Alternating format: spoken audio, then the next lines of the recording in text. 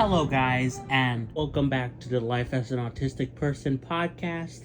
This is episode 8, titled Media Representation. And in today's episode, we're going to be talking about how media depicts autism, my opinions on it, because I feel like I have a different opinion when it comes to autism media representation than other autistic people.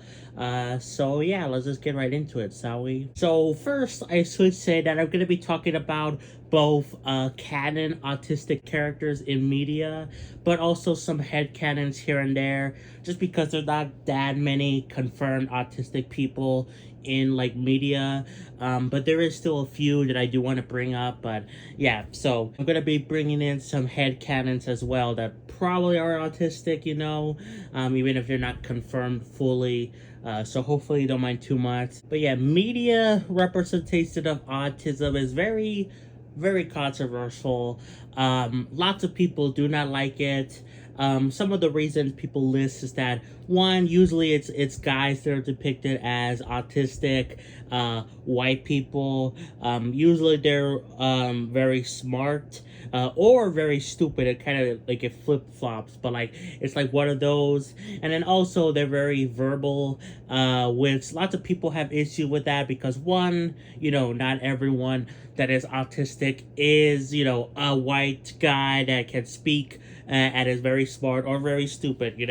There's females that have autism, there's people of color, there's nonverbal people, and of course there's a different levels of autism, like if we need help with something or if we are relatively better off in certain cases. It's a whole spectrum.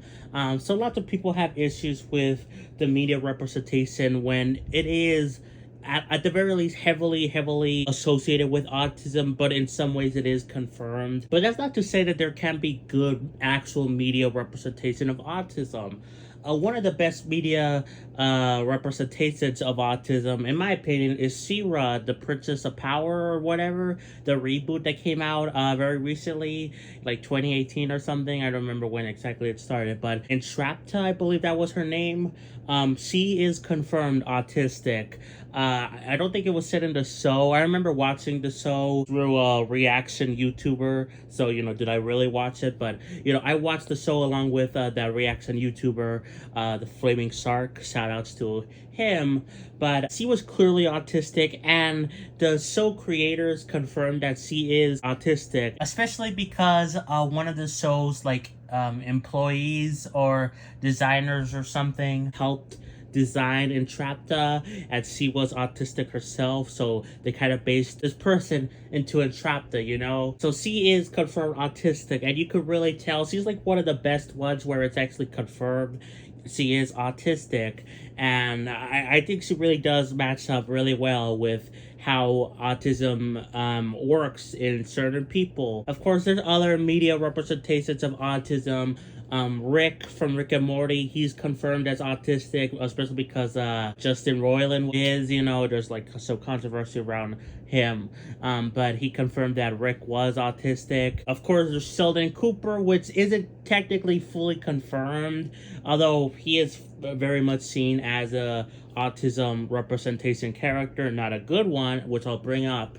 But he is seen like that, even though he wasn't intended from the show creators to be like that, from what I know. And then, of course, there's the one prominent one from the show The Good Doctor, Sean, I believe that's his name, who is a surgeon. You might have seen the memes of I am a surgeon, and people making fun of him, which I do want to bring up. I want to bring that up in a bit, but I see most people either are fine with him in particular, but they still do criticize him, especially because he has something called savant syndrome, which basically makes him super smart. But I still see people mostly liking him because besides that, which, not to say that autistic people can have savant syndrome, they can, but it's not very common from what I know. But besides that, Sean has meltdowns. He is shown to be autistic in other ways.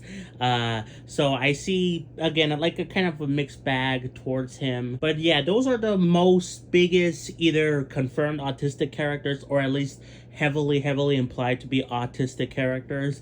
But there's so many other autistic characters if you want to consider headcanons. I've even done a whole video talking about autistic character headcanons from like video games or from TV shows. Stuff like Ferb from Phineas and Ferb, Dipper from Gravity Falls. There's like so many other ones. Monk from Monk, you know. There's so many ones you could consider. But there's only a few actual confirmed autistic characters, or at least heavily implied, that I can kind of see why people have some problems with them. Again, they're usually depicted as white guys, and you know, they're either really smart or really stupid. I mean, Sheldon Cooper, Rick, even Entrapta herself, even though she's a female, they're all very smart, you know, so that kind of gives a improper representation of autism, that everyone with it is super smart, which I think people with autism are smart in certain ways, especially in their special interests. If they actually do like technology and stuff, they might be really smart in that. But when it comes to other things, like, I don't know, book knowledge, they might be really stupid. Again, it just kind of depends. There's different spectrums of autism. This is kind of the issue I have with autistic people saying that autism representation in media is not the best. Because I always see, you know, people say, oh, it could be so much better, they could have this or that. But you guys do know that, again, autism is a spectrum. So even if they get the best representation of autism out there, they, you know, get the opinions of like 1,000 autistic people to help make this one character be the best represented, there's still going to be some people that's gonna say, oh, I'm autistic, that doesn't represent me at all because of this and this and this. And that's the problem, you know? Although, again, I do see when people say that, because you know, what I said just now about consulting like 1,000 autistic people, some autism representation in media, they don't consult any autistic people, which, you know, is a bit of a problem. Even if they do get it somewhat right, even if they do maybe a bit of research into how autism works, I still think they should consult an actual autistic person, maybe even a few, which is a problem in itself, but, you know, that's a whole separate issue. But anyways, back to what I was saying. I think the media representation could be better for autism, like actually consulting more autistic people. I really do. But I think lots of people give it too much hate because it's a spectrum, and there are people that do relate to these characters that are actually autistic. Like, I relate to Sheldon Cooper a lot. I don't always agree with him, but I relate to him a lot. Like, I can't drive to save my life. I can see where he's coming from when it comes to how he reacts to certain people, you know? Like, I really do relate to him. I've seen a little bit of the Good Doctor. I don't really care about it.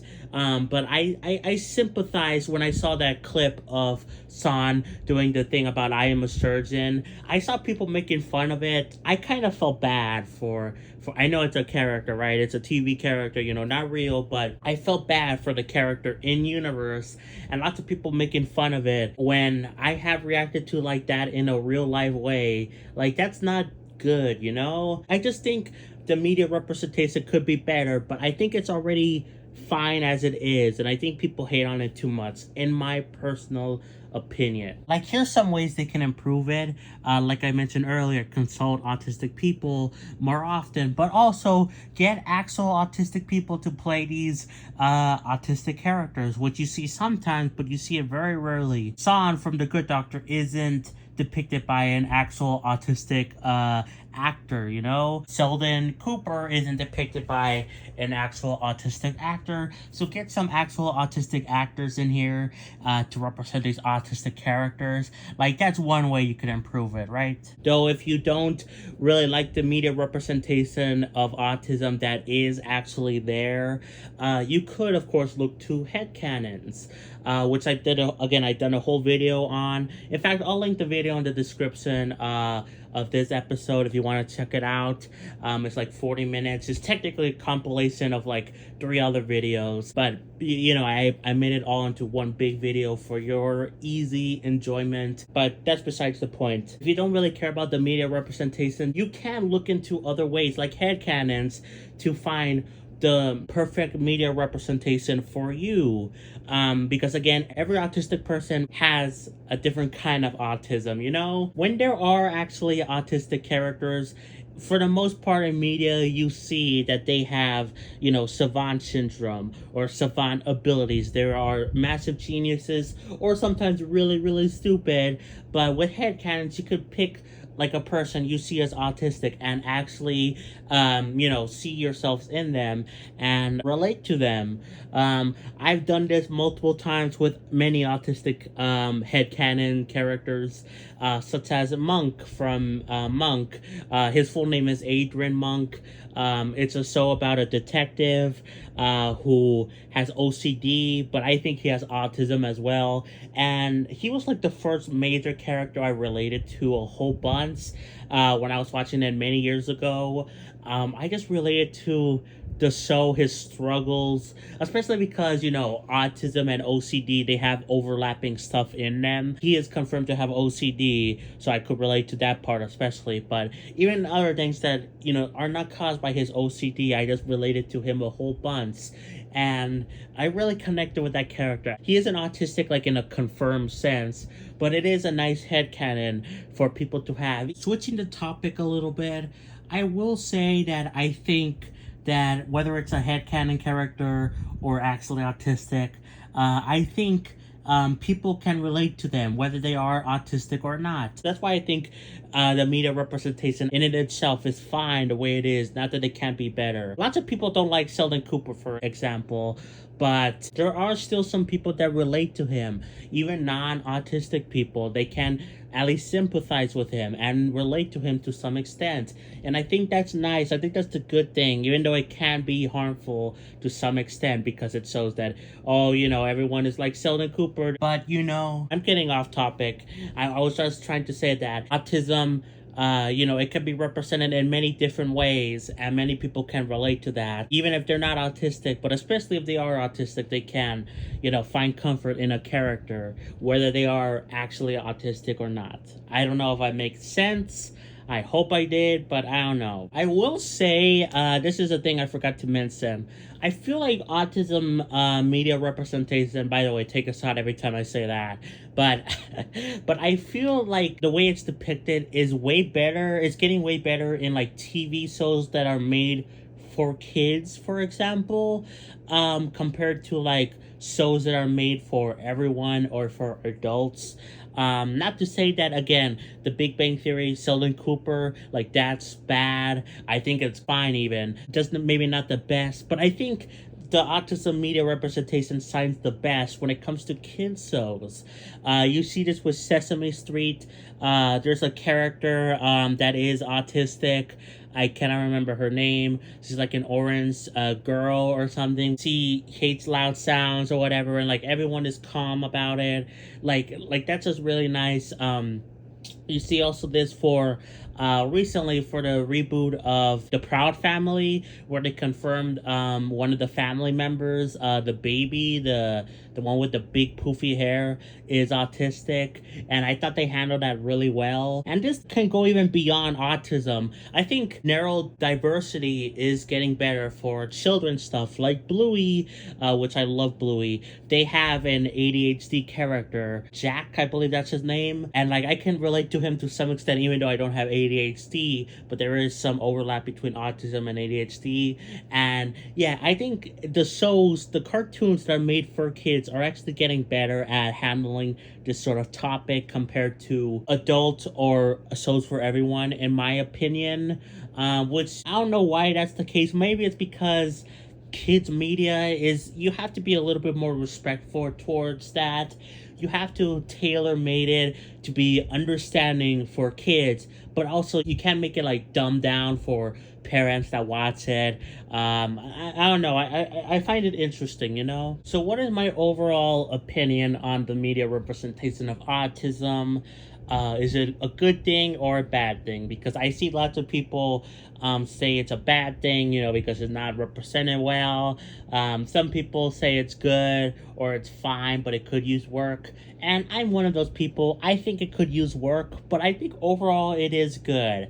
I know there are issues with the actual autistic characters in media, and they could work, but when you open your mind up to one, the fact that headcanons exist, you could headcanon that a certain character you really relate to in a show or video game, which I didn't really talk about video games much in this episode. But if you want to hear more about my video game headcanons, check out the video, link in the description.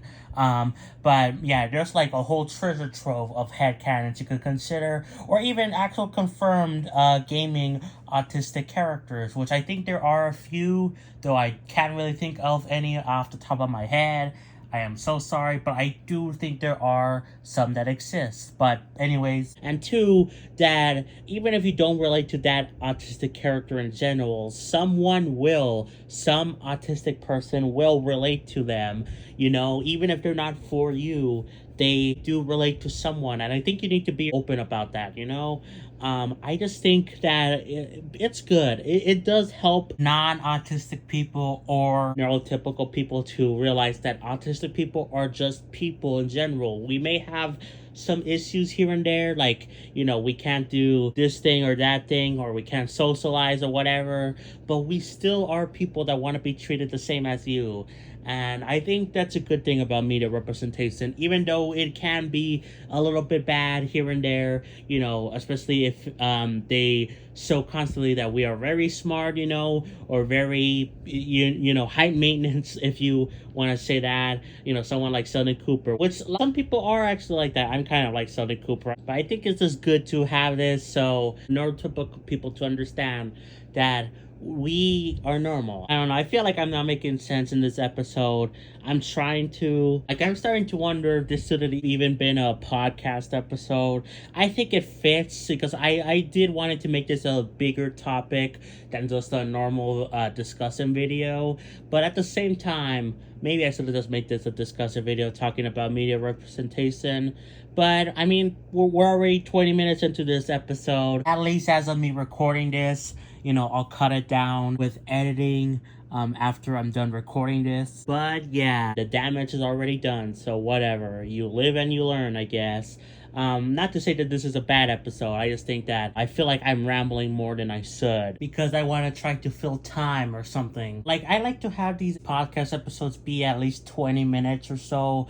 Sometimes they're longer, like 30 minutes or 40 minutes. But I usually like to aim for 20 minutes. But right now, it's looking like this is going to be less than that, which I feel like I'm just talking more so I can fill out the time, which technically that's what I'm doing now. But you know what? Screw it. It's my video. I could do whatever the heck I want.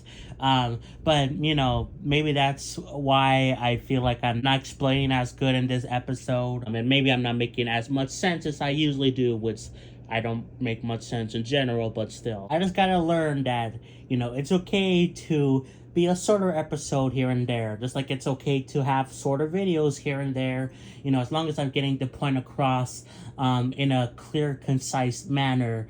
It doesn't matter how long it is, which I feel like I'm not proving that point again with me just talking right now about something not even related to the topic about media representation.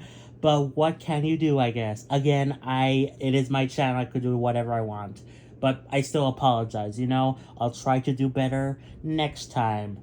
Even if it is a shorter episode, I want it to be more focused. Anyways, to be honest, guys, I think that might be it for the episode. A shorter one today, probably the shortest episode we've done so far, right? So I hope you don't mind. Let me know what you think about autism media representation. Do you think it's good?